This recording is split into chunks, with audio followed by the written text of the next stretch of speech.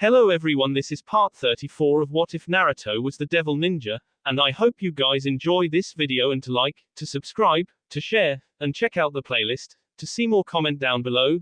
Now let's start the intro. They call me a god. They call me a god.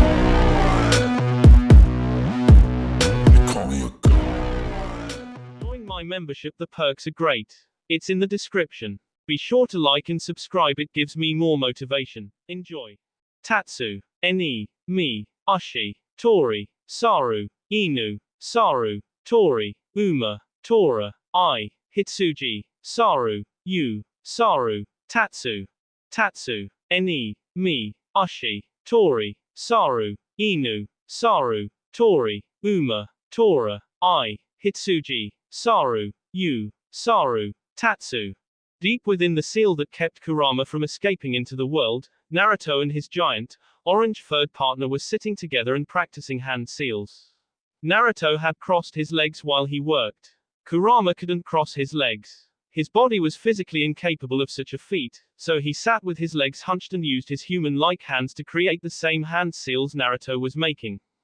Uma, Saru, Tori, Inu, Tora, I, Hitsuji, I, Uma, Saru, Tori, Inu, Tora, I, Hitsuji, I, Uma.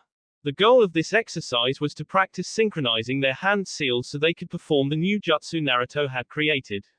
It was a long and involved process. The jutsu required them to complete 365 hand seals. This normally wouldn't be a problem. Outside of the fact that making 365 hand seals was impractical during a fight, Naruto could easily do this. The problem was that he and Kurama had to be in perfect sync. Their hand seals couldn't even be a second off. It couldn't even be 0.005 seconds off. Tatsu, Mi, Tori, Mi, Saru, Tori, Uma, Tatsu, Mi, Tori, Mi, Saru, Tori, Uma. This was their 60th time practicing these same hand seals, though they were not using chakra to cast any jutsu. The technique they were practicing seals for was dangerous. If they made even a single wrong move, all the chakra inside of their bee would explode, not only taking out them, but also destroying more than half of Japan. Time within the seal moved differently than time outside of it. An hour in here was only a minute outside. This meant Naruto and Kurama could practice to their heart's content. I think we've just about got it, Naruto said as they finished all 365 hand seals again. Ha! The loud gust of breath hit Naruto's back, blowing his hair every which way. This is a lot harder than I thought it would be. I think my fingers are cramping. Mine too, which is weird because this isn't even my real body. Maybe I have mental cramps. Enough with the jokes. Heaving another hefty sigh, Kurama placed his hands in front of himself and used them as a pillow for his chin.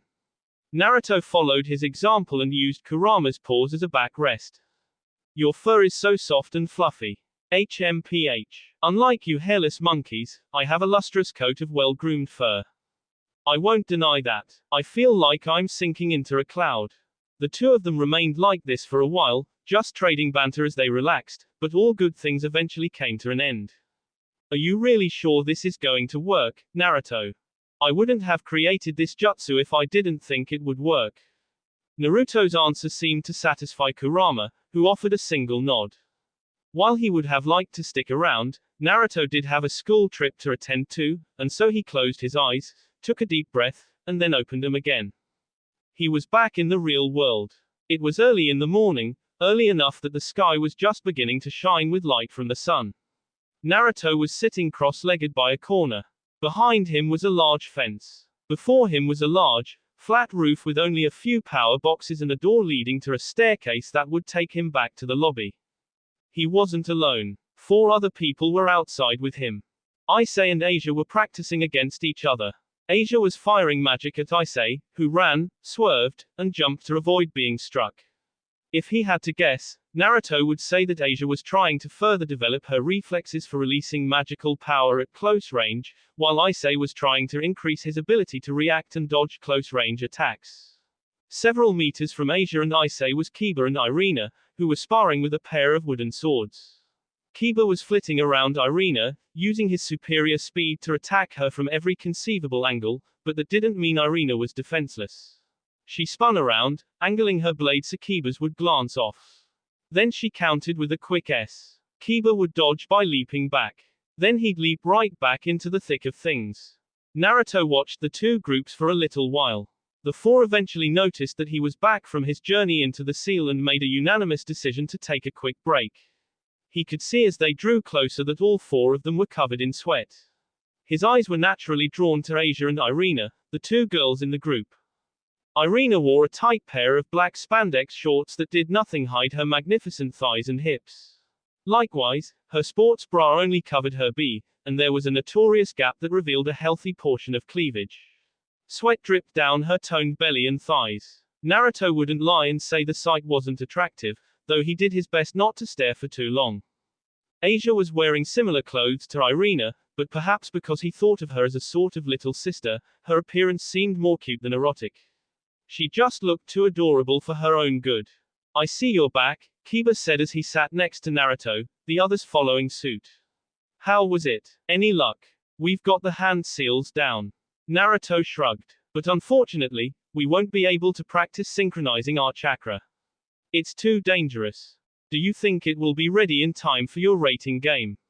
Asked Irina. You guys are having a rating game against Cyraorg when we return from Kyoto, right? Yup. Naruto scratched the back of his head. I'm pretty sure this will be ready by then, but I don't plan on using it for a rating game. Why not? Asked Issei. Because it's too dangerous, and too powerful. Pausing, Naruto tilted his head and bit his lip. This is a technique that will allow me to use the full extent of Kurama's power. However, Kurama is a being whose powers are on par with Office herself. That sort of overwhelming advantage would make for an uninteresting match, don't you think? While Issei didn't seem to understand, Kiba nodded several times as he realized where Naruto was going with this. Rating games are about more than just displaying your power. It is also about strategy and utilizing your pieces to the best of your abilities. A good portion of the rating game is about the king showing off how well he or she can use the members of their peerage. If you used this kind of power to win each rating game, people would eventually begin to question Rias' ability to win without you. Exactly. Naruto crossed his arms and nodded. They'd say things like, well, of course Rias won when she has such a strong piece, or, Rias only won because her pawn is so powerful. She wouldn't be winning on her own merits anymore, which would lower her overall standing among the devil population. Rating games were ultimately meant to display the competency of a peerage's king. If a king relied on the power of one piece, then that king's abilities would be called into question. Naruto wanted Rias to shine. She couldn't do that if he took away her thunder. Besides, using Kurama's power for what was essentially a game felt an awful lot like cheating to him. That sounds rough, Irina said. That's politics for you. Naruto shrugged. Politics sound rough. Naruto couldn't disagree. By the way, he began as he gazed at the two wooden swords Kiba and Irina had in their possession. Are you two planning to carry those swords everywhere you go? Kiba and Irina looked at the wooden swords that were currently on their laps. They weren't anything special. Just a pair of wooden swords shaped like katanas. Well, I was thinking we might need something to defend ourselves with, Irina admitted. However, let's do this instead. Kiba extended his hand and created a short sword. Gleaming silver in the light, it was shaped like a European broadsword, but it was only about the size of a longer than average dagger. Here, you can use this to defend yourself if something happens while we're on the school trip. Oh, that's a holy short sword. Irina took the weapon from Kiba. This will be easy to conceal in my school bag. Thank you. Irina twirled the weapon around in her hand, causing it to become a blur. As he watched Irina skillfully test the weight and balance of the blade, Naruto caught sight of Issei's demotivated expression. He wasn't the only one. Asia saw it first. Is something wrong, Issei-san? No, Issei tried to play off his feelings. Not really. I was just thinking, is it the power of the dragon that's attracting all this trouble? I remember hearing that a dragon's power tends to attract people who are drawn to power. Issei was likely referring to how they had been attacked by those yokai. I wouldn't worry about that, Naruto said. If anything, what's happening here is completely unrelated to us. We just happened to arrive at a bad time. Even if you were the cause of all this trouble, it just means you need to be strong enough that you protect everyone. Yeah, you're right. Thanks, Sensei. Anytime. Naruto smiled, but then a sudden surge of mischief ran through his veins, causing his friendly smile to widen into something more fox-like. Now, how about you and I spar a bit? We still have 30 minutes before breakfast. As Isai's face rapidly paled, Naruto heard a chuckle deep within his mind. Yes, this wasn't for his own amusement. All he wanted to do was help Isai get stronger. Nothing more, nothing less. Right, Devil Ninja. Sanju Sanjindu was a Buddhist temple in the Higashiyama district. To reach it, Naruto, Kiba, Irina, and the rest of their class had to take a bus from the Kyoto station near Kyoto Tower. They could have walked. It was only a 21-minute walk. However, the only ones who wouldn't have had a problem walking there were Naruto, Kiba, Irina, and some of the students who were in sports clubs. No one else wanted to walk. The entrance to the temple was marked by a parking lot. The temple itself was longer than it was wide, and it possessed the slanted roof typical of traditional Japanese architecture. Walls made of wood gave the structure an ancient feel. Naruto heard that the temple was created in 1164 under the orders of Emperor Go Shirakawa, so the old feeling of the building made all too much sense. Man, would you look at this place, Naruto muttered with a whistle. It looks so decrepit. Oh, don't be rude, Naruto. Irina elbowed his side. Of course it's gonna look a bit, dilapidated. This place is old. The government does a great job of refurbishing this place so it still retains its original appearance, but that doesn't mean they're going to make it look brand new. I guess. Still, Naruto gazed at the building and sighed. It doesn't change the fact that it looks old. Oh, whatever, Irina said with a smile. Come on, you two, Kiba said with a gesture. Everyone is heading inside. Coming, Irina said as she followed Kiba. Naruto was about to follow them as well, but then he paused as a slight shiver ran down his spine. It felt like someone was staring at him. He turned around and looked at where he felt the source, but there was no one there. No, that wasn't quite right. Someone had been there, but they weren't there now. Naruto. Irina called out to him. You coming? I'm coming. Shrugging, Naruto ran to catch up with Irina and Kiba. He hadn't felt any hostile intent in that gaze, so he was sure everything was fine. Entering the temple with the other students, the first thing Naruto noticed were the 1,000 golden statues standing on the left and right sides of the main statue, which was larger than the others. Situated in 10 rows and 50 columns, the 1,000 statues were covered in gold leaf. They looked like women clasping their hands in prayer, well, 2 of their hands. These women had 42 arms that Naruto could count. However, he knew from the brochure that these were the 1,000 armed cannon. You had to subtract the 2 regular arms and multiply the arms behind their backs by the 25 planes of existence to get the full 1,000. They also had 11 heads. Naruto thought the statues were weird, but what did he know? On top of the 1,000 armed cannon statues, there were also 28 statues of guardian deities, including the 2 famous statues of Fujin and Raijin. I read somewhere that the 28 guardian deities have their origins in Sanskrit texts of Hinduism, Kiba said as he, Naruto, and Irina walked along and admired the statues. The deities here are Narainkengo Ou, Mishaku Kongarikashi, Tohoten, Birurokasha Tenu, Birubakusha Tenu, Bishamonten, Daben Tenu, Taishaku Ten, Daibenkudoku Ten, Mawara Ou, Jinmor Ten, Konkara Ou, Manzensha Ou, Hippokara Ou, Gobujogo Ten, Konjiki Kujaku Ou, Sanshaitai Sho, Nandayu Ou, Sakuraru Ou, Karura Ou, Kondai Ou, Manson Ou, Magaraka Ou, Meikishira Ou, Kendaba Ou, Ashura Ou, Kinara Ou, and Basuzenin. That's a lot of really long names to remember, Naruto muttered. The deities can trace their origins to Indian Dharmic mythology and correspond to Varuna, Vishnu, Lakshmi, Brahma, Shiva, Garuda, Vayu, Narayana, Indra, and a number of other powerful Hindu gods.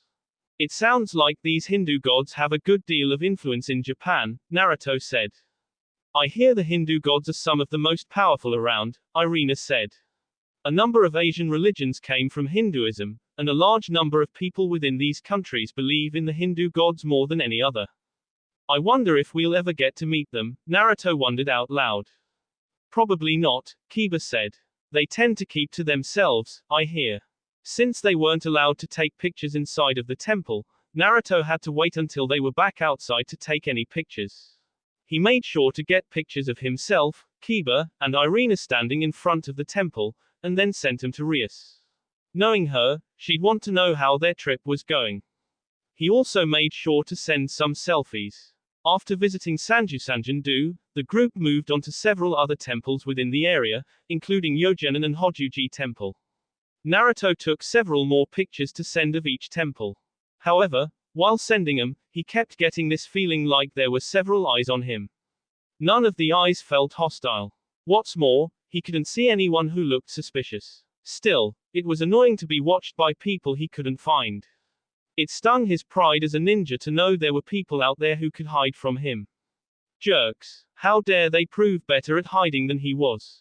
After several hours of walking from temple to temple, the class went to grab some lunch. Everyone was tired. Several people complained about how their feet hurt. The place where they chose to eat was a traditional Japanese restaurant with an aquarium built into the counter of the first floor. Since their class consisted of nearly 25 students, they were given a place on the second floor, which was meant to hold large and small banquets. Naruto and Irina were forced to sit apart from Kiba.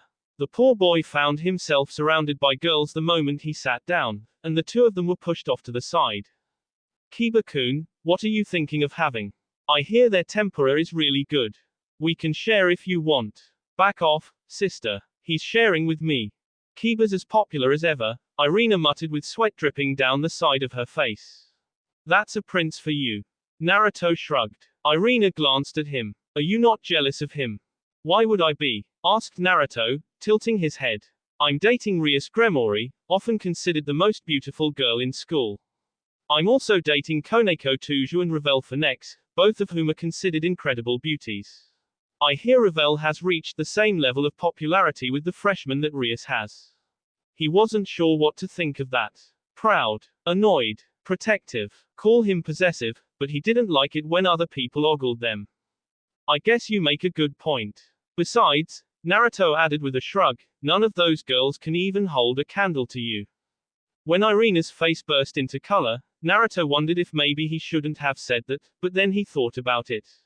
Wasn't now the perfect time to talk about the elephant in the closet? Irina, do you love eyes? What? Irina blinked, then blushed a bit.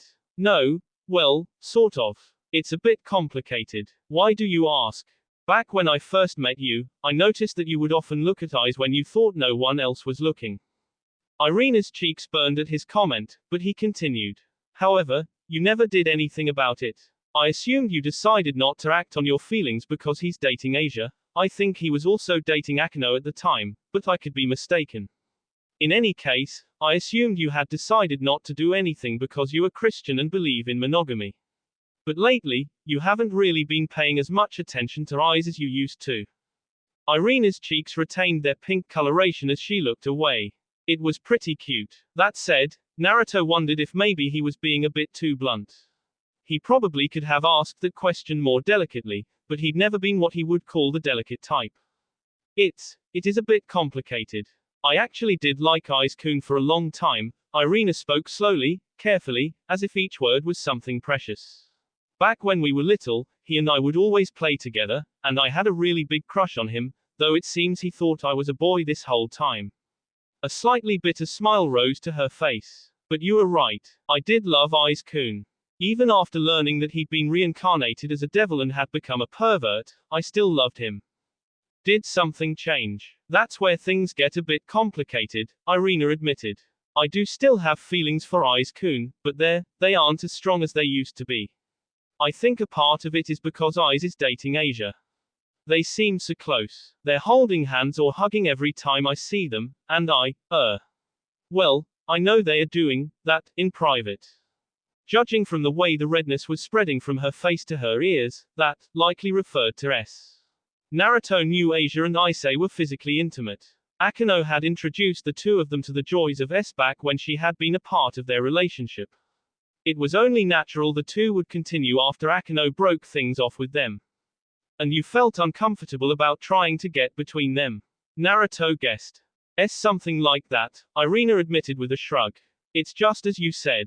I'm Christian. In Christianity, we believe in monogamy. One man and one woman get married till death do they part. The idea of trying to enter into a relationship with Ice-kun and Asia never really occurred to me, and so I just, sort of gave up, I guess. He. Naruto nodded several times. Had he been in her shoes, he probably wouldn't have been as bothered. While there were plenty of monogamous relationships back in the elemental nations, polyamory was a legitimate practice. Many men and women had their own harems. Also, Naruto himself was currently in a relationship with 3 women, no, he supposed it was 4. He had gone on that date with Office, though they hadn't done anything beyond the date. Also, Irina began, her face turning an even darker shade of red. Also, Naruto asked when she trailed off, prodding her to continue. However, Irina did not continue. Her cheeks burned so fiercely Naruto thought they might catch fire. She wasn't looking at him anymore, but down at her lap, though she would glance at him from between her parted hair every so often. Naruto felt his heartbeat a little bit faster as he wondered if they were about to get to the heart of what he really wanted to talk about, the relationship between them. He'd known about her feelings for Issei. That was why he'd kept their relationship cordial and friendly. He teased her a bit, but he never went beyond that because it wouldn't be right. However, if she no longer had her heart set on Issei, then maybe. Majawari I senta taku yobakakeru sora, juuji no shita de mao senritsu no koi. Just before he could finish his thought, Naruto's phone began ringing. It was the ringtone he used for when Koneko was calling him. Yawasanado kimi ni misataku nai kara, kase wo ukit furite susum. I'm sorry, Irina. Would you mind? He held up the ringing phone. Mastering her blush, Irina smiled and shook her head, her twin tails swaying from side to side. Not at all. Go ahead. Thanks. Tapping on the accept call button, Naruto placed the smartphone against his ear. Koneko. What's up? Naruto, is everything okay over there? He blinked. Of course. Why wouldn't it be? While he didn't let anything leak into his voice, Naruto wondered if Koneko had somehow found out about the yokai attack yesterday. He didn't think so. If she knew, then it meant Rias would also know, and if Rias knew, then she would have called him the moment she learned about it. At the same time, he couldn't help but feel a trickle of worry worm its way into his gut. Well, it's not serious, I guess. It's just that Rias showed me those photos you sent. Was something wrong with the photos? I don't know. In the background of several of those photos, I saw a number of fox yokai. That isn't very rare. I mean, they live all over Kyoto, so I'm not surprised to see them, but it looked like they were all staring at you. Naruto frowned as he realized he hadn't noticed any fox yokai while wandering around Kyoto that morning. However, he had felt eyes on him. Could those eyes he felt have been the fox yokai? Kurama, am I under an illusion? I cannot sense anything, but it is possible they are using a means to fool your sight that I cannot detect. We are in a different world, after all.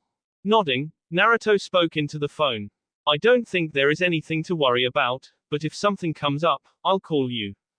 I appreciate that. Does Rias know? Of course. She was going to call you herself, but I called first.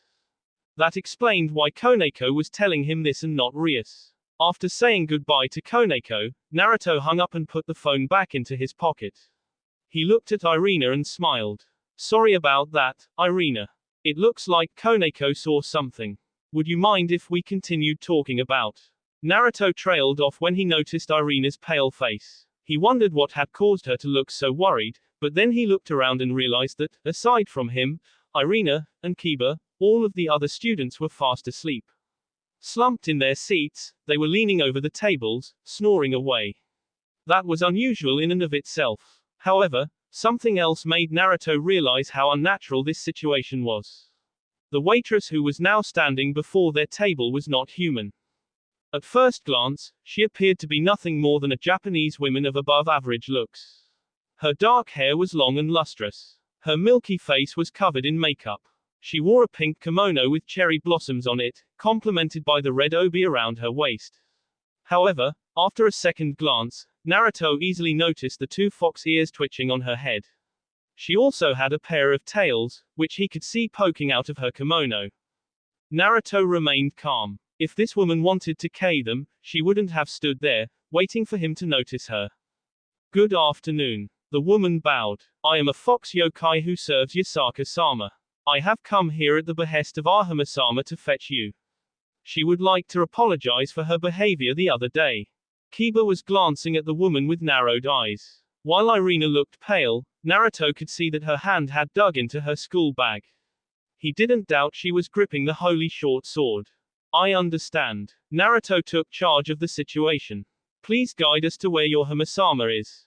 Of course. The fox yokai bowed again. Come. I shall lead you to the inner capital where we Kyoto yokai live. The Maru and the fallen angel governor are already there waiting for you and the others. Naruto assumed the others was Issei and Asia. As he stood to his feet, Irina and Kiba relaxed the tense stances and followed suit. They walked down the stairs and out of the restaurant. No one seemed to even notice them as they passed. It was like they were ghosts. These Kyoto yokai sure are something, Naruto thought. Kurama mumbled in agreement. Devil ninja. Naruto couldn't quite figure out how they had gotten to their destination, and if asked, he would only be able to shrug. All they had done was walk through a secluded torii gate. Part of him wondered if this was like a yokai space-time ninjutsu. In either event, the place where he, Kiba, and Irina were led to could only be described as another world, a world separated from the one he knew. Ancient houses lined either side of a small road made of dirt. There was no black top to be found in this place. The houses themselves did not just look old, they actually were old. He could tell from the general shape these structures were in that they had been built hundreds of years ago. All of them reminded him of paintings he'd seen depicting old houses from the Edo period. They were not the only ones present. Issei, Asia, and Rosweiss showed up at around the same time he, Irina, and Kiba did. As they followed the fox yokai, Naruto looked up at the many buildings on either side of them, or, more specifically, he looked at the creatures staring at him from the windows.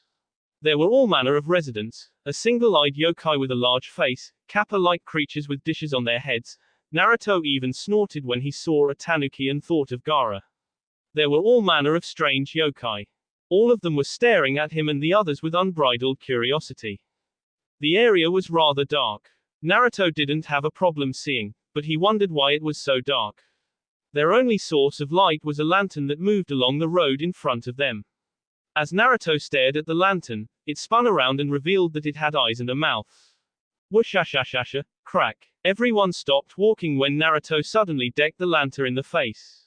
He blinked, looked at the others, then down at his fist, still outstretched in the general position of a straight jab. He slowly retracted his fist and rubbed the back of his head. Sorry. Reflex. The fox yokai who'd been guiding them sighed.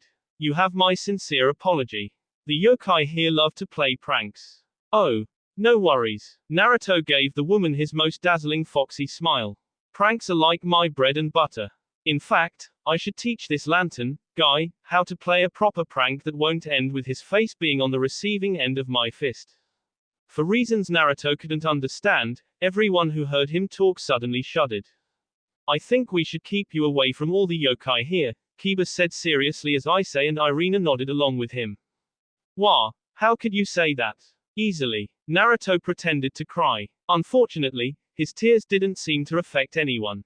Kiba, Issei, Irina, and even Rosweiss looked indifferent. It was a good thing Asia was there.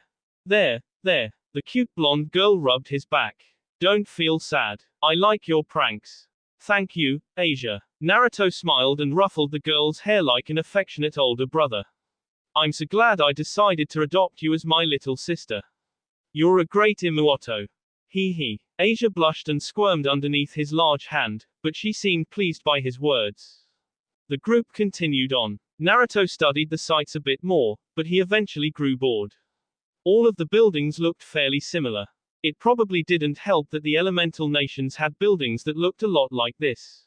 Unlike everyone else here, who were no doubt used to modern Japan, he knew of a world that blended this sort of architecture with more modern structures. So, this is the world of the yokai? Issei asked as they walked.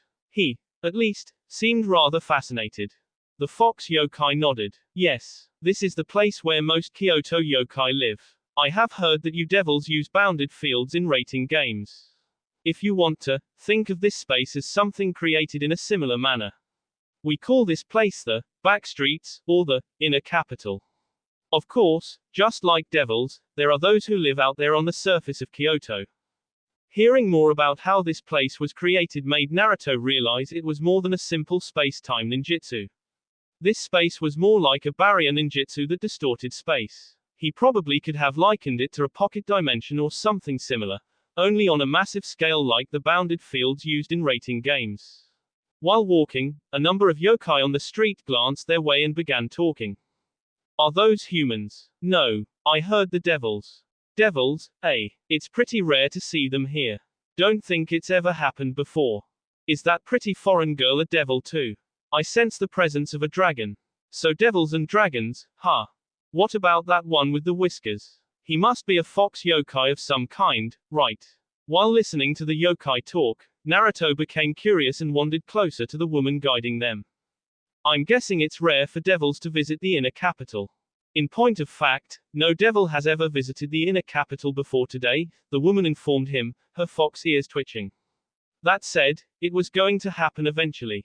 We have been holding discussions with Seraphal-sama for a little while now. Had our leader not gone missing, we would have invited her here at some point. Naruto nodded and fell back a bit. It seemed discussions had been in the works for longer than he had realized. Ever since the three factions formed an alliance, they had begun trying to build bridges with other factions. Currently, Naruto knew they were in talks with the Greek pantheon and the Shinto pantheon. He didn't know if they were trying to broker peace with anyone else. After passing through what he supposed was a residential area, they found themselves entering a forest with a large river flowing through it. He took a breath of air and almost smiled. The air here smelled unnaturally pure. It vaguely reminded him of home, which made him feel slightly homesick. Before long, Naruto and the others found themselves standing before a massive red torii connected to a huge mansion. It was another ancient structure. A traditional Japanese building surrounded by a wall that could only be accessed through the massive torii gate. The structure reminded him of the ancient palaces he'd seen in photos. Actually, their class was planning to visit one of those mansions today. At the front of the torii were Azazel and Seraphal, both wearing a kimono. Azazel's was in muted colors of gray and brown, which gave him a very plain appearance when compared to his beautiful companion, Seraphal, whose brightly colored kimono was dabbled with shades of pink and red. Naruto. Seraphal waved at him with a cheerful grin. Hello everyone. You've finally arrived, Azazel said with something of a lax expression. Of course, he almost always wore an expression like that. As Naruto raised his hand to wave back, he paused upon spotting a person standing between the two. He had almost missed her because she was so short, even when compared to Seraphal, who barely reached his C. It was the blonde girl who had led the attack on him yesterday. Wasn't her name Kanu? She wasn't wearing her priestess outfit like last time. Now dressed in a light kimono with a multicolored hue, the girl looked like a princess from the Warring States era, or maybe even a princess from that video game he and Rias played sometimes. What was it called? Dynasty Warriors. Something like that. Kanu-sama. The fox yokai bowed before her leader's daughter. I have brought everyone as requested. Thank you. Please go fetch Karasu-sama. As you wish. The fox woman burst into flames and disappeared. Naruto blinked. That was impressive, actually. He wondered if he could learn that trick. It would be so cool to appear and disappear in a burst of flames.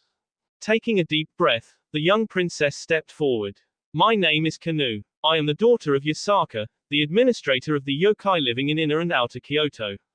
After introducing herself, the girl bowed her head to them. I am terribly sorry for my conduct last time. Attacking you without even investigating into whether or not you were responsible for my mother's disappearance was unforgivable. This girl was very proper. Naruto found himself impressed by her conduct, which had the regality he expected from someone many times her age. Wait, just how old was she anyway? It was always hard to tell with people who weren't human since they lived so long. For all he knew, she could be 100 years old. Well, whatever. Since no one else was speaking up, Naruto walked over and placed a hand on Kanu's head. The girl's ears stiffened. He wondered if she was remember his admittedly out-of-line head petting the previous day, but Naruto ignored that thought and gently rubbed her head. Don't worry about it. I think I understand where you're coming from. If my mom had disappeared suddenly one day, and then a group of devils came to Kyoto, I would probably jump to conclusions too. Besides, this misunderstanding was cleared up, right? I don't think we should worry about what happened the other day. Kanu tilted her head to look at him, her large eyes peering at his face from underneath his hand. She really was a tiny thing. His words seemed to break the ice. Irina stepped forward and placed a hand over her heart. I feel the same way. Compassion and forgiveness is a fundamental precept for us angels. I don't have any grudge toward you. Yes. Asia clasped her hands together. I believe it's more important to seek peace with the yokai, so we shouldn't fight. I'm with Asia on this. Issei scratched his N. Kiba chuckled. Of course you are. I don't think I need to say anything, since everything worth saying has already been said. Despite their words of reassurance, Kanu looked resistant. But I. Still grinning, Naruto lowered himself so he was eye level with Kanu. The girl stared at him with those big eyes of hers. They were very innocent and pure, making him realize that even if she acted mature, she was still just a kid, a child who was worried about her missing mother. He rubbed her hair some more. Kanu's cheeks flushed, but she wasn't resisting, so he assumed it was okay. You must really love your mother a lot. Oh, of course I do. Jumping to conclusions when you are so worried is natural.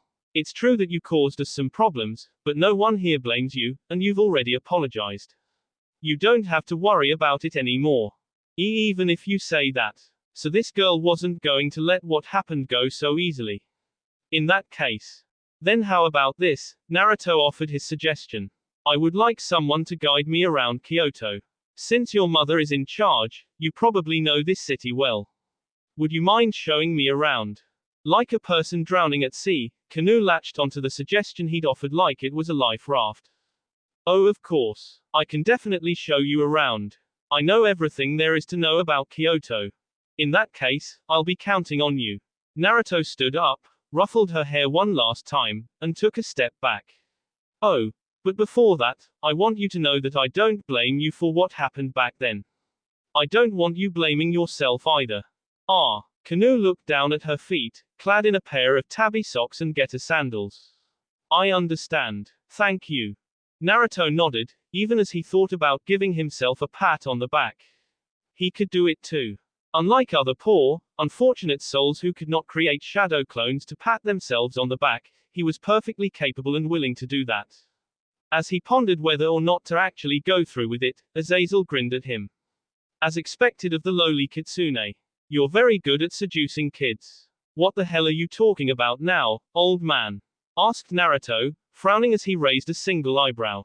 Nothing. Azazel waved off his words, causing Naruto's frown to deepen. Oh, but speaking of kids, would you and Aiz-kun be interested in starting up your own television show? Naruto and Issei said at the same time. We haven't been able to do anything yet because everyone has been so busy, but we recently learned that you two have become incredibly popular among the children of the underworld, Azazel informed them. A lot of children are calling Issei the Oppai Dragon because he's constantly shouting about Oppai during rating games, and they call Naruto Whiskers because of those fox-like marks on your face. Sirex, Michael, and I have been discussing creating a TV show starring you two. Naruto and Issei looked at each other, both wondering what they should do. What do you think? Asked Issei. Well, it does sound kind of interesting. I think we should do it. Being a TV star does sound cool, but that name, Drake is crying.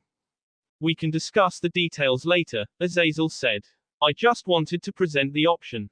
HMPH. Seraphal crossed her arms and puffed out her cheeks. Just don't expect to do better than me. Miracle Levi Tan is the most popular show in all of the underworld. After that little deviation from their original conversation was over, the group was ushered into the mansion. Naruto once more found himself impressed. While the floor was made of tiles, there was a red rug that traveled through the center. The walls were a combination of paper walls with traditional Japanese artwork and wooden posts. Likewise, the ceiling was also a combination of wood and paper wall paneling. They soon reached the Great Hall and Kanu took a seat.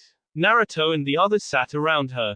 He sat between Irina and Issei, while Asia sat on Issei's other side and Kiba on Irina's other side. Seraphal and Azazel sat before them. Since this was a political function, they were basically the ones in charge. There were two other people standing on either side of Kanu. One was the fox woman from before. Naruto guessed she was Kanu's attendant. The other was a long-nosed man who looked older than the buildings they had passed on the way to this mansion. He had been introduced as the leader of the Tengu, and he apparently had a deep relationship with the Kyuubi since ancient times. Stress wrinkles around his eyes and forehead told Naruto that he was sincerely worried about Yasaka and Kanu. Her cheeks red with embarrassment, Kanu lowered herself into a bow.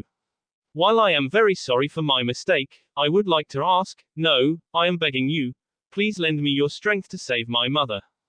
A sharp pain made Naruto rub his sea. It was not a physical pain, but he felt it keenly as though it were. We would love to help, Azazel said, taking the role of spokesperson. But we don't know what happened yet. Could you please tell us more about Yasaka's disappearance? Why yes, I will do that. Kanu needed a moment to compose herself, but she soon began talking, telling him about how her mother had left several days ago to meet with Sakura's messenger from Mount Meru. However, she failed to show up at the meeting place. A day passed and several yokai were sent to investigate, where they discovered one of her guards, a Karasu Tengu who had somehow survived. Fatally injured, the Karasu Tengu told the yokai investigating her disappearance that Yasaka had been attacked and killed before S. It was after this event that they started investigating suspicious individuals. According to Kanu, she had stumbled upon the group by accident and assumed they were the K. As Azazel and Seraphal spoke with Kanu, Naruto leaned over to Kiba. Hey, who is Sakura? Sakura is the ruler of the Triastrimsa heaven according to Buddhist cosmology. He also goes by the name, Sakura, Lord of the Devas. The word Sakura means powerful and is used as an epithet for Indra, the ruler and king of the Hindu pantheon, Kiba said. Naruto nodded and began paying more attention to the conversation between Azazel, Seraphal, and Kanu. It looked like it was winding to a close. I understand why you would be suspicious of a group of angels, devils, and fallen angels entering your territory, but I can assure you that neither the underworld or heaven were involved. Azazel placed a hand on his sea. Given everything we know about her disappearance, it's more than likely Yasaka was killed by members of the Cows Brigade. Kanu frowned. I have heard that name before, but only in rumors. The Cows Brigade are a group of terrorists who are threatening the peace of various pantheons, Azazel explained. There are three factions that we know of for certain: the Old Satan faction, the Hero faction, and the Magician faction. Unfortunately, we only really know about the Old Satan faction. We know a little about the Hero faction, but nothing definite, and we haven't heard a peep about the Magician faction. Azazel looked frustrated, which Naruto didn't blame him for. He bit his lip for a moment, then sighed and stood up. I know a bit more about the various factions. Sitting down beside Seraphal, Naruto gazed at Kanu. The Old Satan faction is the largest of the three. They consist entirely of devils who believe in the old ways. They follow the descendants of the original four Satans. I don't believe they were involved with Yasaka's K. It's not their style. More than likely, the ones involved here are the Hero faction. What can you tell us about this Hero faction? Asked Kanu, leaning forward with an eager look. They're the second largest faction, Naruto stated. Their leader is Cao Cao. I hear he is a descendant of a famous hero who shared his name. All of the faction members are people who have sacred gears, wield holy and demonic swords, or are Longinus wielders. Their top members are Cao Cao, who wields the original Longinus, the spear that was said to have Jesus when he was crucified, Heracles, Jean, Georg, Siegfried, and Leonardo. All of them are descendants of heroes from the past, except for Siegfried, who is a homunculus created through alchemy. How do you know this? Asked Azazel. Because the Hero faction tried to recruit me, Naruto said. I turned their asses down flat. I have no interest in people who want to make trouble for my loved ones. Also, during the time I was imprisoned by the Cows Brigade, I met several of their members. Cao Cao and I didn't really get along. His words caused not only Kanu, but also the old Tengu and the fox woman to stare at him in shock. They couldn't have known about any of this. Obviously. It wasn't like they'd had much contact until recently. Do you think you could help us locate and save Yasaka-sama? Asked the old Tengu leader. We, of course, will pledge our full cooperation to you. Azazel and Seraphal fell into thought for a moment, but they didn't need to think long.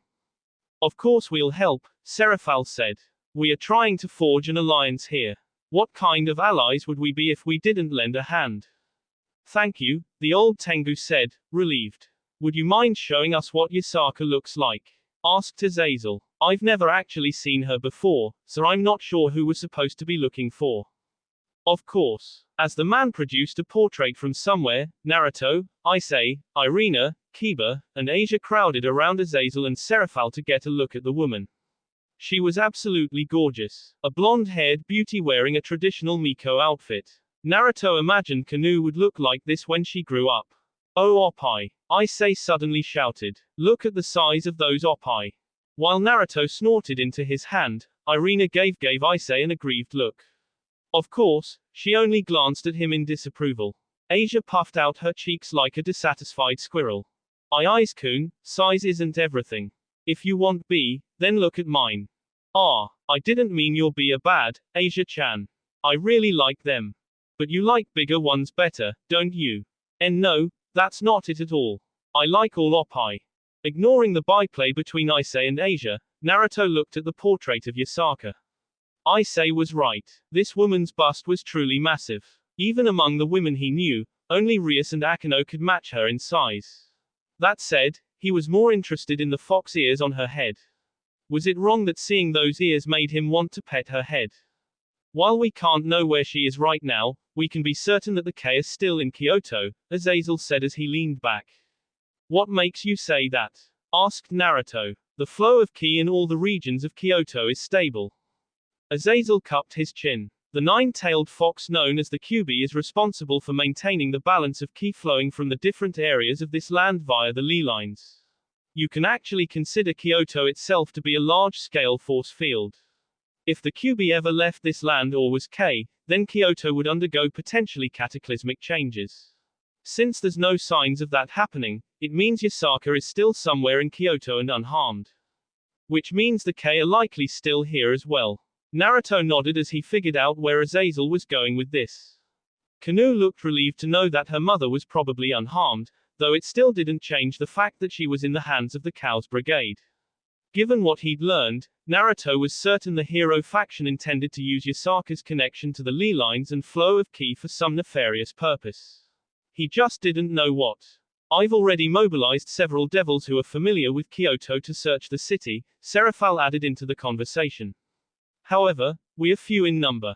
I'd like to recommend that several yokai join up with us and help search.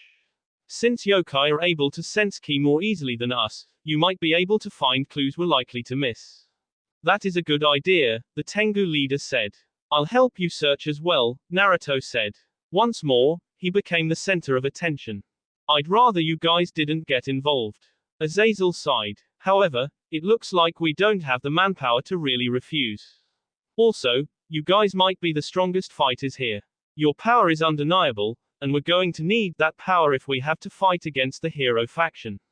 However, I want you all to enjoy your trip for now. I'll call upon you should anything happen that requires your power.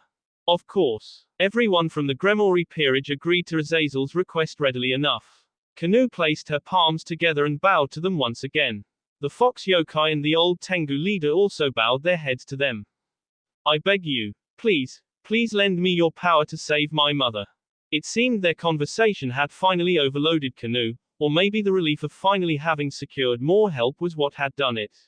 Her head was bowed. Naruto couldn't see her face. However, several droplets of water were falling onto the floor. Kanu was in tears. He didn't know if it was relief, worry, stress, or a combination of everything that had happened, but seeing such a young girl in tears made Naruto's heart burn. They call themselves the hero faction, but they are no heroes. As someone who had looked up to and admired many heroes in his life, Naruto took that less seriously. Heroes protected people. Heroes saved people. Heroes ensured the smiles and happiness of others. The hero faction did none of that. They're just a bunch of supremacist pricks. Naruto clenched his hands into fists and quietly promised himself that he would show the hero faction the error of their ways. With his fists, of course. Devil Ninja. Naruto was lying on his bed, his belly full and his mind at ease. Everyone had finished dinner and taken a bath. The dinner had been a buffet-style dinner, and everything had looked so delicious that he'd taken to eating more than he could reasonably fit in his stomach. He'd definitely gone overboard. He would admit it. Are you going to be okay? Asked Kiba. The princely boy was sitting on the other bed, eyeing Naruto's stomach, which looked like it was housing a baby inside of it. Yeah. Naruto patted his belly. I'll be fine. Just give me a second to digest. This belly would disappear in less than an hour. His body had always been good about digesting food quickly. Deciding to go for a walk after letting himself relax on the bed, Naruto said a quick goodbye to Kiba and began strolling through the corridor. He soon found himself standing on the same emergency escape where Issei had Rosweiss. Looking at the city of Kyoto at night, he briefly recalled a conversation he'd had with Rias before leaving on this trip. I should give her a call. Pulling out his smartphone, Naruto selected Rias' image from the call section and held the phone to his ear. It only rang once before someone picked up. Naruto. The familiar voice made Naruto's shoulders relax. A smile formed on his face as he recognized Rias' voice on the other end. Yeah, it's me. How are you, Rias? Is everything all right in Kuo? Yes, everything is fine. Nothing really exciting is happening here. That said, I do miss you. I wish you were here with me. I wish I was with you too. Making small talk with Rias was relaxing in ways Naruto couldn't understand. That was probably why he avoided talking about anything too heavy. Once he began telling her about everything that had happened since he had arrived in Kyoto, their conversation wouldn't be able to return to the same light-hearted tone. However, Naruto knew he couldn't put this off forever. So, listen, he began, some things happened here that I feel you should know about. Explaining what happened took a bit of time. Naruto first had to talk about how he and the others were attacked by Fox Yokai and Tengu, which made Rias nearly flip out and say she was coming to Kyoto. He only just managed to convince her not to head over. After that he went on to explain how Yasaka, the Cubian leader of all Kyoto yokai, had gone missing and was presumably killed by the Cow's Brigade. Of course, Naruto made sure to let her know that Azazel and Seraphal were working with the yokai to track down Yasaka's whereabouts. It sounds like there's a lot going on over there. Are you sure you don't need me come and help? You know I'll do so. I know, which is why I don't want you to come over here. You leaving Kuo right now could cause problems, and in any case, I think Kiba, Asia, Irina, and I can handle this. Besides, we're not alone. Aside from Seraphal and Azazel, we also have Rosweiss. Speaking of, have you made any progress with Rosweiss? You mean romantically? Yes. No. With everything that's happened, we haven't really had time to talk. I understand. I was just curious. And why are you asking me about my romantic inclinations with Rosweiss? Well, you know, I kind of figured she was interested in you. I thought you might have recognized that. I see. Naruto and Rias spoke for a little longer, but they eventually had to say goodnight. After pocketing the phone, he traveled back to his room, and then stopped in front of the door. Someone is on the other side. Of course, his first thought was Kiba, but if it had been his friend, then the hairs on his arms wouldn't be standing on end like this. Someone who wasn't Kiba was inside of his room. What did that mean? Were they here to attack? Were they lying in wait to ambush him the moment he walked in? Naruto frowned. He was trying to get a sense of who they were, but he wasn't good at recognizing people by their presence alone. He heard light thumping from the other side. It was getting louder. They were coming closer to the door. Naruto held his breath and waited until the last possible second before the door opened and leaping in. Ear. A startled scream came from whoever was inside, but Naruto was already moving. He tackled the person to the ground, landing on top of whoever it was, and then sliding a kunai into his hand and pressing it against the person's en. What are you doing in Rosweiss? Naruto blinked several times as he finally realized who the person beneath him was. What are you doing here? Her silver hair was in complete disarray now, surrounding her body like strands of fire. She wasn't wearing her usual business suit. A traditional blue kimono adorned her body. Naruto had to admit she looked good in a kimono. He wondered if he could convince her to wear one more often. Last night, you let me use your jacket, remember? Rosweiss seemed too stunned by their sudden situation to do anything but answer him. I was just returning it. Oh, now that she had said it, Naruto could indeed see that his jacket was sitting all nice and folded on his bed. A slight sense of embarrassment came over him. I'm sorry about that. When I sensed someone on the other side of the door who wasn't Kiba, I guess I panicked. No, it's okay. But, Naruto-san. Rosweiss squirmed beneath him. Yes, can you stop touching me please? At first, Naruto thought she was asking if he could get off her. He was straddling her waist, after all, but then he soon came to realize what she meant by touching. A quick glance down from her face revealed the reason. Naruto took a deep breath as he slowly removed his hand from Rosweiss's B. After taking another deep breath, he pulled her kimono closed so he wouldn't keep gazing at her, and then climbed off. I'm sorry about that, he said, offering his hand to her. Rosweiss looked at his hand for a second before taking it, allowing him to slowly pull her up. No, it's okay. When I saw that no one was inside, I just figured I would leave your jacket for you, but I shouldn't have come into your room without permission. This was my fault. He couldn't dispute that, so he didn't say anything. Neither he nor Rosweiss spoke for the longest time, making Naruto wonder if he should say something to break the ice. He felt awkward. Maybe it was because Rias had asked if he had spoken with Rosweiss about what sort of romantic progress he'd made, but his heart was thumping in his sea. It didn't help that he could still remember the sensation of his fingers sinking into her B. Say, Naruto began after working up his courage, you wouldn't be interested in going on a. Before he could say anything else, the sound of voices coming down the hall alerted him to another problem. Naruto recognized some of the voices. They were teachers. Oh, crap, I forgot teachers sometimes come to check on students and make sure they're asleep. Naruto-san. Rosweiss was panicking. Those voices belong to Karu-sensei and Dojima-sensei. If they see me in here like this, I'll be in big trouble. What do I do? Naruto's first thought was shoving her into the bathroom, but then he remembered this room only had a small toilet space. What's more, it was too far for them to reach in time. This way. Grabbing Rosweiss by the hand, Naruto went over to his bed, threw the covers up, shoved Rosweiss into the bed, and then got in himself. He pulled the covers over them both, though only Rosweiss was fully covered. He almost immediately regretted his decision. Rosweiss was practically lying on top of him. A good portion of her body was pressing into his legs, and he could feel her be against his C. It was causing him to react. From the squeak she emitted, Rosweiss had noticed his boner as well. The sound of the teachers' voices were getting near. Why is this door open? Dojima-sensei asked. You don't think the students left, do you? Karu-sensei suggested. The two teachers entered the room and saw Naruto lying on the bed, everything up to his N hidden underneath the covers. He tried not to squirm. However, it was proving very difficult. Rosweiss probably didn't mean to, but she was squirming around and touching him in ways that made his body feel like a live wire. Hey, where is your roommate? Asked Dojima-sensei. Kiba forgot something in the changing room, Naruto lied easily enough. He should be back shortly. The man frowned but accepted his explanation. Whatever. Keep the door closed from now on. Yes, sir. Huffing, the two teachers closed the door behind them as they left, and Naruto breathed a sigh of relief as their footsteps grew distant. That was a close call, wasn't it?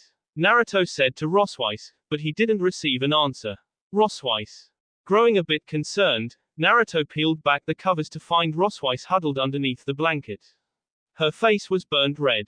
In fact, it could probably outshine the sun, and it wasn't hard to figure out why.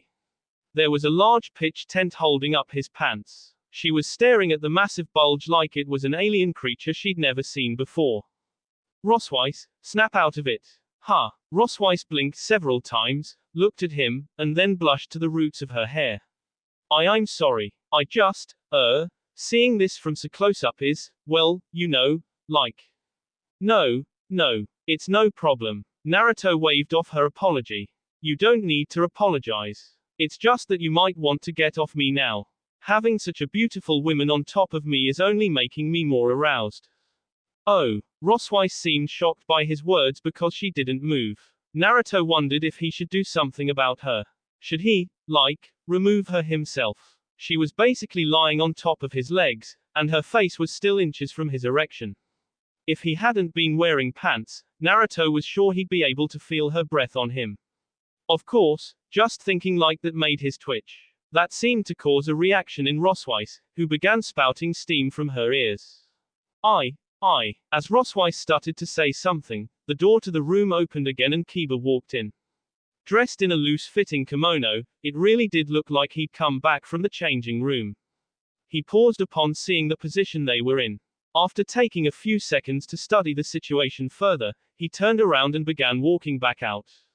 "I'll leave for a while so you two can finish whatever you're doing," he said. His words had the effect of snapping Roswise out of her stupor. Wait. This is just a misunderstanding. I'm a teacher. I wouldn't do that with a student while on a school field trip. Does that mean you would do it with me if we weren't on a school trip? Naruto couldn't help but ask. As Roswise blushed from the roots of her hair all the way down to her toes, Naruto couldn't help but enjoy seeing this woman get so embarrassed. He wondered if he was becoming a sadist.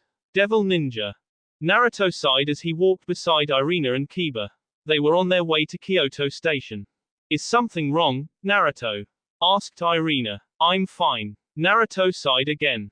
"He's just depressed because of a misunderstanding that happened between him and Roswise last night," Kiba added. Naruto glared at him. "And who caused that misunderstanding in the first place, Kiba only laughed as though it wasn't a big deal, but Naruto felt pretty bad.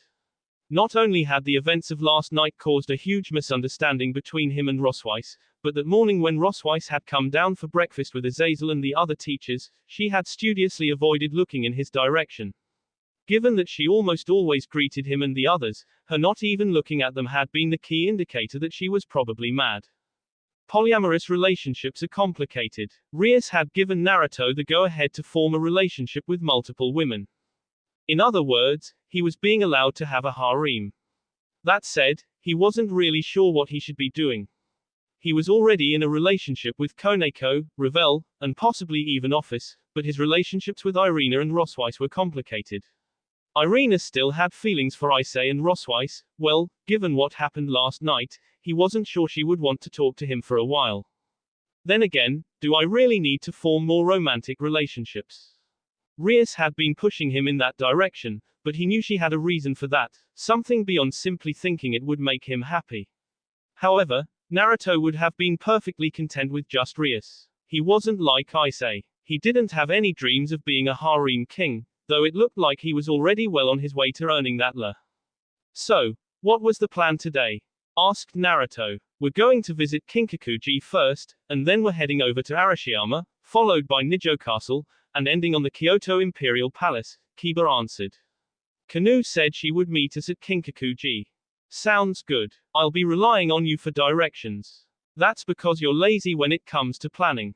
Naruto could only shrug. Kiba was right. They hopped onto a tram after reaching Kyoto Station, which took them all the way to the station closest to Kinkakuji. As they were sitting on the tram, Naruto noticed that Irina looked depressed. Her shoulders were slumped, there was a dejected look on her face, and she kept sighing about something. "I'll talk to her later. It's too crowded to have a conversation here." It was only a 15-minute ride from Kyoto Station to the one near Kinkakuji. Upon getting off, they had to walk the rest of the way, but that just gave them the chance to see more of Kyoto. The temple was surrounded by numerous paths and other buildings with a traditional Japanese aesthetic. After paying the entrance fee, Naruto and the others entered through the main gate, where they were stopped by a young girl. "Good morning." Kanu, once more dressed in her shrine maiden outfit, bowed to them. "It is good to see you three. I trust you slept well." "We did." Naruto spoke for everyone as they walked up to the young girl. Even knowing it probably wasn't proper etiquette, Naruto could not help but place his hand on Kanu's head and gently rub it. "How are you this morning?"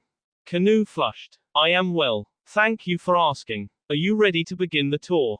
"I am." Naruto gave her a big, beaming smile. "I'm excited to accompany all the famous sights in Kyoto with you." Despite her cheeks retaining their redness, Kanu puffed out her sea.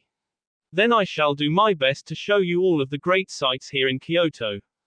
As Naruto urged Kanu to begin the tour, his ears twitched as he picked up a conversation between Kiba and Irina. Do you think Naruto realizes what he's doing? I don't think so. Kanu seems to be below his strike zone. I doubt he even realizes how his words are affecting her.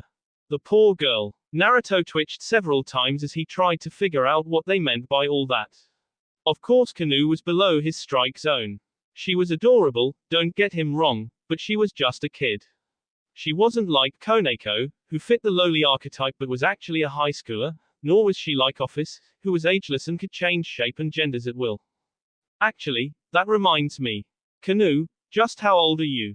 I'm 13. Naruto nodded. That was below his strike zone. With that knowledge in hand, the tour soon began as Kanu showed him around Kinkakuji. Known as the Temple of the Golden Pavilion, Kinkakuji was a Zen Buddhist temple, and one of the most popular tourist attractions within Kyoto. A three-story building on the grounds of the Rokuonji Temple complex, the top 2 stories of the pavilion were covered in pure gold leaf, giving it an incredibly glossy and reflective sheen that caused light refractions. It gave it a sort of sparkle effect. Not only was the structure impressive, but Kinkakuji was built overlooking a large pond. Naruto, Kiba, and Irina walked beside Kanu on the other side of the pond. Apparently, tourists were not actually allowed near the building itself. Naruto thought about making a shadow clone and sneaking over, but he decided not to, for Kanu's sake if not his own. Kinkakuji was formerly known as Rokuonji. Kanu began giving him a lesson on the building. It was the retirement villa of the shogun, Ashikaga Yoshimitsu, and according to his will, it became a Zen temple of the Rinzai sect after his death in 1408. This temple was actually what inspired his grandson to build Ginkakuji on the other side of the city several decades later. Naruto listened to Kanu's lecture on the building's history, which even he couldn't deny was interesting. According to her, Kinkakuji had been burned down numerous times throughout history, including twice during the Onin War, a civil war that destroyed much of Kyoto, and then once again in 1950 when it was set on fire by a fanatic monk. The group stopped near a small section of the pond. There was a stand where an old lady was selling snacks. Naruto ordered some dango from her and handed them out to the other 3. While Kiba accepted his food with a gracious smile, Irina took it with a strained look and Kanu blushed. Naruto sighed. Kanu's actions were simple enough to understand, but Irina's troubled him. Yes, I will definitely have to talk with her again. He could only assume something had happened to make her like this. I've noticed that each floor of Kinkakuji looks like it was built differently from the others, Naruto said as he glanced at the temple again. It was indeed as he said. The first floor was made with natural wood pillars and white plaster walls, which contrasted yet also complemented the gilded upper stories. Meanwhile, the second floor, aside from being covered in pure gold leaf, had a completely different style of roofing and the lattice work seemed different as well. The third floor was, likewise, different from the second and first floors. It also had a golden phoenix situated on top. That's because each floor was built to represent a different style of architecture, Kanu explained. The first floor is built in the Shinden style used for palaces during the Heian period, the second floor is built in the Bukka style used in samurai residences, and the third floor is built in the style of a Chinese Zen hall. Naruto looked at the structure again. It's really strange to mix styles like that, but they do complement each other nicely. As Naruto spoke with Kanu, Irina frowned at the pair. For some reason, watching these two talk so easily depresses me. Kiba shrugged. Maybe you should join them. I don't think I can. Irina looked away from Kiba when he glanced at her, causing him to shrug and drop the conversation. Naruto heard it all. He wondered if Irina realized his hearing was good enough to pick up on their conversation, but he doubted it. She wouldn't have said anything if she knew he was listening in. After visiting all the little areas around Kinkakuji, the group hopped onto the tram again, this time traveling toward Arashiyama. Considered the second most important sightseeing district in Kyoto, Arashiyama was filled with temples and shrines, though the star attraction was definitely the famed Arashiyama bamboo grove, according to Kanu anyway. As they walked along a small path lined with simple fences made of bamboo on either side, Naruto could see why she would say such a thing. The bamboo trees were huge. They towered over them by at least several stories. Several of the trees near the fenced-off sections curved inward, forming a bit of a canopy. Once we get to the top of this hill, we'll reach the entrance to the Okachi Sanso villa, Kanu told them. Just like she said, they soon reached the entrance to the villa in question. While the villa was quite the sight, it was the surrounding gardens that really boggled the mind. Even from the entrance, they could see the way the gardens spread out like a sea of greenery. Weaving between the gardens were numerous paths for tourists to walk through. They had to pay a 1,000 yen submission fee, but, well, they were kind of rich, so 4,000 yen for each person was chump change. As Kanu led him around and talked about how the villa was formerly the estate of a famous film actor named Okachi Denjiro, Naruto made sure to include Irina and Kiba in the conversation. Irina's words from before made him realize he'd been ignoring them in favor of Kanu. He'd been trying to make Kanu feel welcome and important, since she was not only the guide but also the princess of Kyoto, but he didn't want to neglect his friends, especially Irina. His actions seemed to make Irina brighten up a little. He even got a smile out of her, which he considered an accomplishment. She hadn't smiled all day. Even that morning during breakfast, her face had remained downtrodden. It's just like I thought. Something must have happened last night. The tour of Okachi Sanso Villa took around half an hour, and at the end of the tour, they were allowed to have some Japanese sweets and a cup of hot matcha tea in the tea house near the exit. There were a few places to sit outside of the tea house. Naruto and the others sat on a long bench, with Naruto sitting between Kanu and Irina, while Kiba sat next to Irina at the end. Where should we go next? Naruto wondered out loud as he munched on a Japanese confectionery. Well, Kiba tilted his head. Our original plan was to head on over to Nijo Castle, but... Everyone glanced at Kanu, who was nibbling on her wagashi. She looked sort of like a chipmunk as she sat there. Naruto resisted his urge to act like one of those fanboys who go rapid over anime characters. Upon noticing the looks directed at her, Kanu hastily yet somehow daintily finished her meal. I can take you wherever you want. Nijo Castle, Kyoto Imperial Palace, Kozenji. Just let me know where you want to go. Kanu seemed a lot more comfortable around them because she was actually acting her age now. Her princess-like demeanor had disappeared. She seemed to be full of spirit and energy, unlike before when she had kept acting proper and dignified. Well, let's see some more sights around here first, and then we can head over to Nijo Castle, Naruto suggested. That sounds like a good idea, Irina agreed. Okay. Finally offering him a smile so bright Naruto thought he would go blind, Kanu placed her hands on her hips. Then just follow me. I'll take you to all of the great historic sites here. Thus, with their snacks and matcha finished, their tour continued. Devil Ninja. After leaving Arashiyama, Kanu took Naruto, Kiba, and Irina on a tour of Nijo Castle. Naruto had to admit that while he'd seen a good deal of buildings similar to the palaces in his old home, Nijo Castle and a few other places had some truly inspiring architecture. Seeing the large building connected by corridors with nightingale floors, the floors squeaked when you walked on them, and looking into the tatami mat-covered rooms featuring elegantly decorated ceilings and beautifully painted sliding doors was quite the sight. Once they finished visiting Nijo Castle, Kanu took them to a restaurant for lunch. According to her, this was one of the best places to eat in this particular area. They had great hot pots. The tofu hot pot here is considered a delicacy.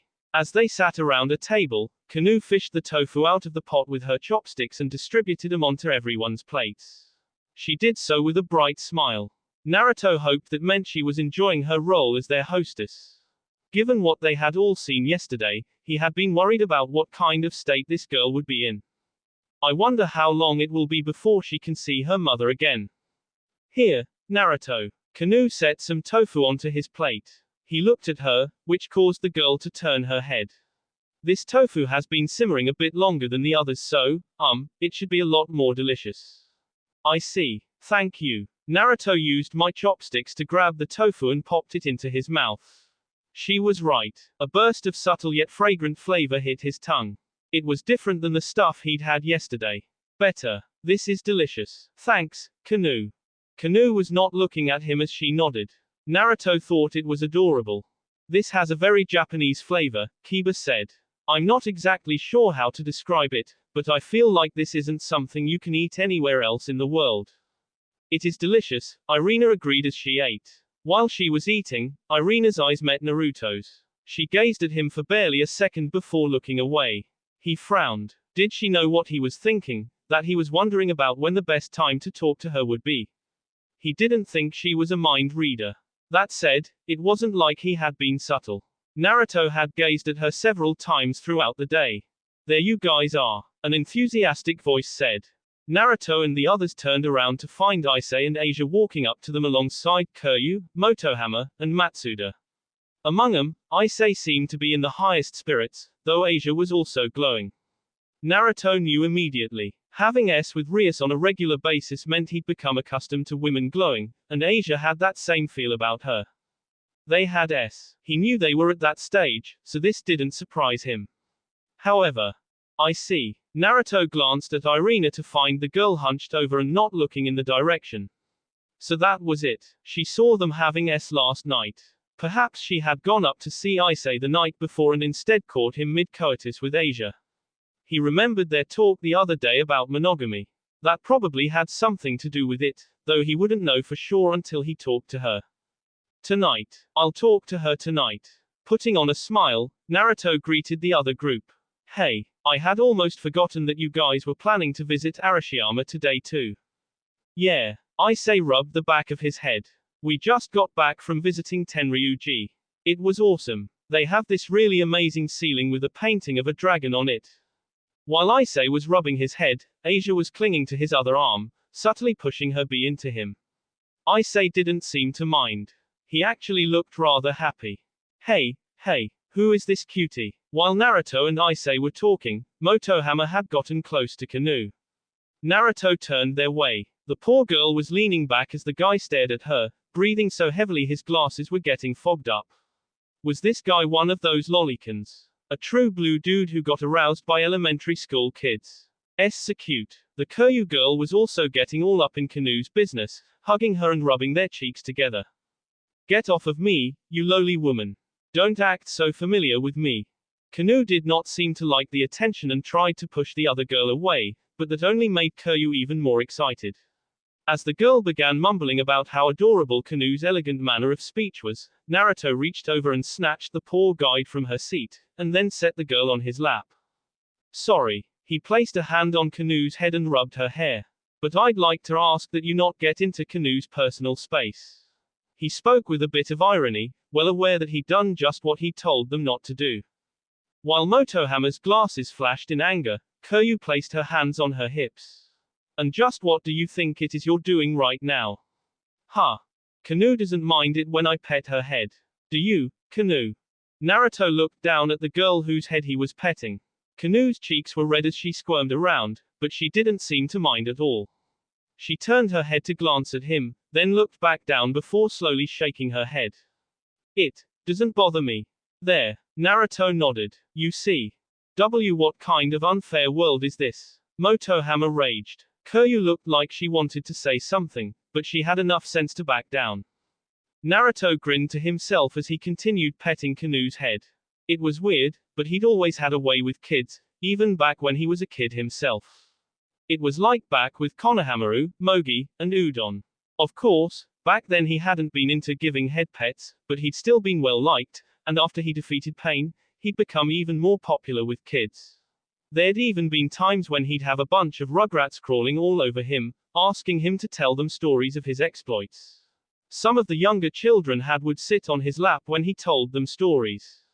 In some ways, you could say he'd simply grown used to this kind of situation. The group eventually settled down. Issei, Asia, Kiryu, Motohama, and Matsuda joined them for a hot pot. As everyone split off into their own conversations, Naruto let Kanu back into her seat so he could continue eating, yet before he could even start again, a new voice stole his attention. I see you kids are all enjoying the sights of Arashiyama. It was Azazel, the former general governor of the Gregorian, current teacher and faculty advisor for the Occult Research Club. He was sitting at the table alongside Rosweiss. Naruto noticed right away that the Valkyrie looked annoyed. There was a vein bulging on her forehead, and her face was set in a stern frown of disapproval. Of course, Azazel was drinking sake, so that was probably it. Isn't it bad for a teacher to be drinking in the middle of the day? Naruto asked as he stood up and wandered over to their table. He heard a squawk behind him, which came from Kanu. I told him the exact same thing, Rosweiss muttered in anger. I keep telling him to act more responsibly in front of the students, but he won't listen to me. Come on, Azazel said with an irresponsible wave of his hand. I'm just taking a short break after we finished our investigation of Arashiyama. Seeing the way Azazel was lackadaisically sprawled on his chair, Naruto had a hard time believing he'd been searching for the Cow's Brigade. You know, Azazel continued, giving Rosweiss a lecherous look. You'd be much cuter if you let your hair down every once in a while. It's because you're so strict that you've never been able to find a man. Naruto winced. That was harsh. Crack. At Azazel's comment, Rosweiss s her fist onto the table as her face turned a unique shade of red. Getting drunk has nothing to do with finding a boyfriend. Don't mess with me. I'm perfectly capable of drinking whenever I want. Just watch. Before anyone could stop her, Rosweiss grabbed Azazel's cup and threw it back. Naruto could only stare in shock as the woman downed the whole drink like it was water. Pawa. She thash. I can drinkish just fine. Naruto palmed his face as Rosweiss, her face now a shade of pink, swayed in her seat as she glared at Azazel. One drink. Just one drink and she's already so drunk she can't even speak properly. You're drunk from just a single cup of sake. Even Azazel looked shocked, but Rosweiss poured another drink and downed it. She glared right at the fallen angel, or, well, she kind of glared off to the side. It looked like her eyes were going crossed. I'm not drunk. I've been drinking ever since I became Odin's bodyguard. This reminds me of that old man. I spent so much time taking care of him during his trips, but all he ever cared about was rubbish like Ladyesh and Boozy and B. He was vulgar. Completely Shimalesh. All the other Valkyries of Valhalla called me the old man's servant girl. They made fun of me. It's all his fault. That's why I have no boyfriend. No boyfriend, no boyfriend. Wah. Great. Look at that, Azazel. You made her cry. Naruto sighed as Rosweiss began wailing. He cast a glare at Azazel, who looked like he wasn't sure what to do. Seeing the man scratching his head, all Naruto could do was sigh. I've got this, he said. You sure? Asked Azazel. It's better than letting you handle her. Rosweiss let out a squeal when Naruto scooped the woman into his arms. However, the moment she realized he was carrying her like a princess, she became somehow ecstatic. Ha ha. Naruto, Shan, you really are a great guy, aren't you? I feel just like a princess in your armish. Ah ha ha. Naruto tried to maintain his smile as the scent of booze washed over his face. He was fortunately used to drunk women. Jiraiya took him to bars all the time during their 2-year training trip, and Tsunade had been the heaviest drinker he'd ever met.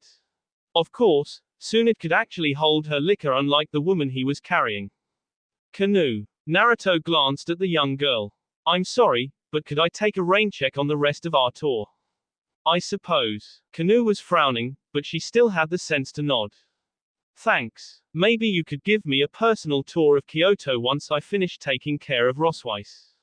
AP personal tour. Kanu squeaked. Yes. I'd be happy to. I'll be in your care.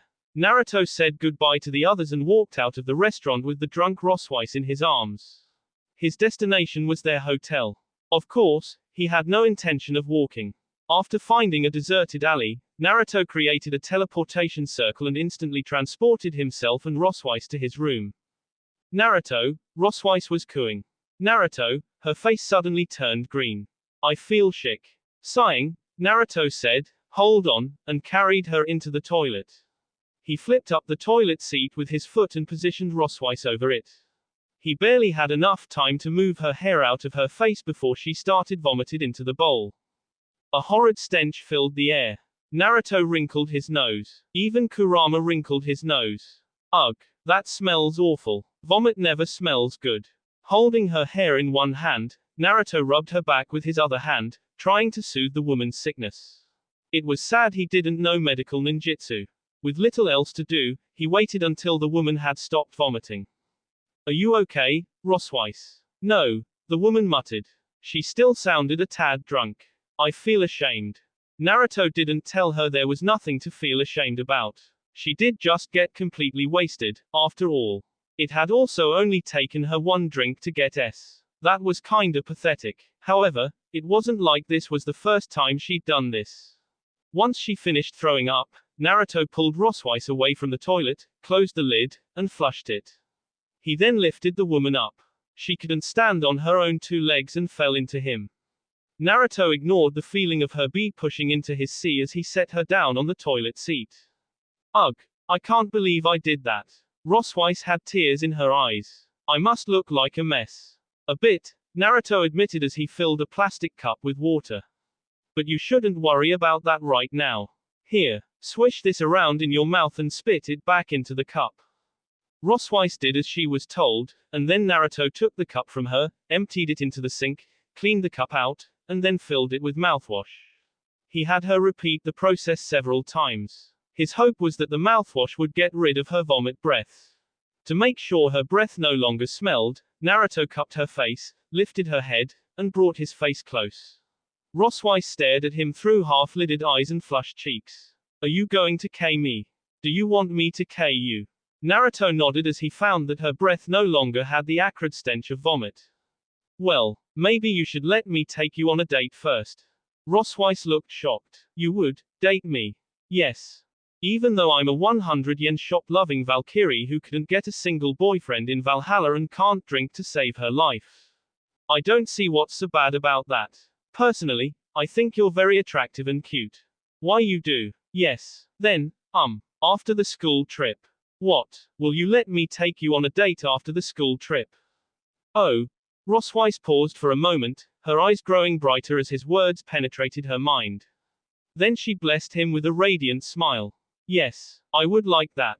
Naruto made sure Roswise drank plenty of water to rehydrate after she got drunk, and then he carried her to his bed, slipped off her shoes, and laid her down on top of the covers. She was asleep before her head even hit the pillow. He stared at her for a moment, brushing her silver bangs away from her face. Then with a soft sigh, he stepped back and teleported back to the same alley he'd used to get back to his hotel room. Gotta catch up with the others. As he walked toward where he felt vague concentrations of demonic power, Naruto felt something envelope his body. It was warm and slippery, like he was being covered in a layer of mucus. He stopped walking. What was that feeling? As he looked around, Naruto was shocked to discover that all of the people who'd been walking alongside him, tourists and residents, were all gone. You'd better hurry, Naruto. I sense a strong energy radiating from where your friends are. Heeding Kurama's advice, Naruto burst into a sprint, traveling toward where his friends were.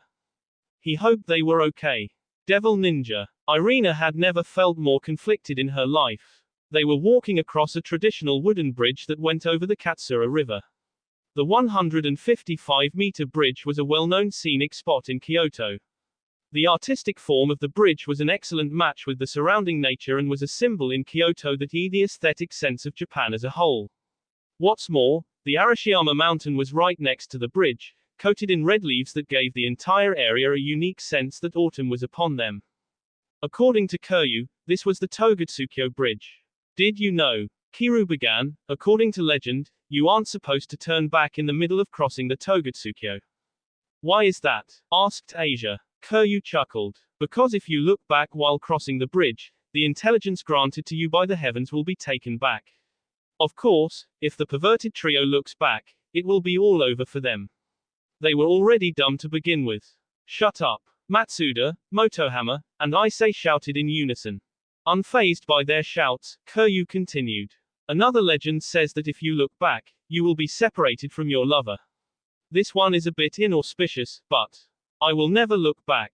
Irina felt her heart sink as Asia grabbed Issei's arm and gave him a tearful glance. It's okay, Asia. It's just a legend, Issei reassured her. Asia shook her head and grabbed his arm tighter. Irina felt like an icy hand had clutched her heart in its grip. She'd known Issei and Asia were an item since her mission to reclaim the stolen Excaliburs, and she had even known that Akeno had once been a part of the equation, though something happened that caused her to separate from them. However, Irina had at one point hoped to make Issei hers. When she had been sent back to Japan, she had been ecstatic because it meant she'd be able to see him again, but upon her return, she discovered the truth. Not only was Ise already in a relationship, he wanted to become a harem king, and furthermore, he had not even realized Irina was a girl. He thought she was a boy this whole time. Maybe I was a bit of a tomboy, but did he really not know I was a girl? She felt a little insulted, but she also felt hurt. The boy she had loved hadn't loved her back. The boy she had thought about constantly barely even remembered her. Even worse, he was already in a relationship. I could probably join them.